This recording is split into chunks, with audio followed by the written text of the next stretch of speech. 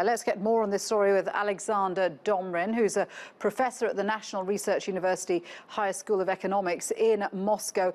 Good to have you with us. First of all, Russia's actions has caused a huge amount of concern from the Security Council, from NATO, from Western countries like Germany and France, demanding that these Ukrainian sailors be removed. Why is Russia escalating these tensions? Give me a break, ladies. Lucy Taylor was absolutely wonderful, but the only thing that I didn't like in her comment was an act of aggression. Once again, give me a break. If you have a problem with any other country, if you have a problem with territorial borders, if you have a problem with territorial waters, why don't we sit down and decide and discuss those problems? Don't send ships to our territorial waters, or at least what we consider to be our territorial waters. Can I just clarify this? Because under a treaty which was signed some years ago, these waters are actually shared waters. So why is it there a situation now in which Ukrainian ships are being detained and Ukrainian sailors are being put in prison? According to the Ukrainian side, and I cannot prove it or disapprove it, the Ukrainian side allegedly sent information to the Russian side that the ships, 3 Ukrainian ships, would be approaching those territorial waters. The Russian side says that they never received those that information.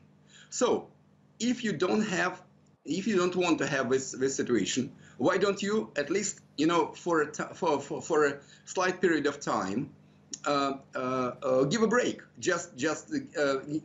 take a pause to decide, did you actually send this information to Russia that your ships are approaching our territorial waters? Did you send this information that you are approaching the bridge, strategically important bridge in the Black Sea? Or why don't you? But we're in a situation now. We're in a situation now where we have extremely tense relations and an extremely tense situation going on between Ukraine and Russia. I'm sure you would agree with that. This is something that the UN Security Council and NATO and the EU want to try and diffuse. So, given that this is a very serious escalation in the situation there in the Black Sea, what needs to happen now to calm this situation down? Number one, there was no act of aggression. Number two, it was the Ukrainian side that provoked this situation. I think firing on Ukrainian ships and injuring sailors would be considered by many as an act of aggression.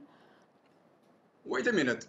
Imagine ships from Mexico or from Cuba approaching American... No, but you keep saying there's no act of aggression. An normal reaction of the United States of America.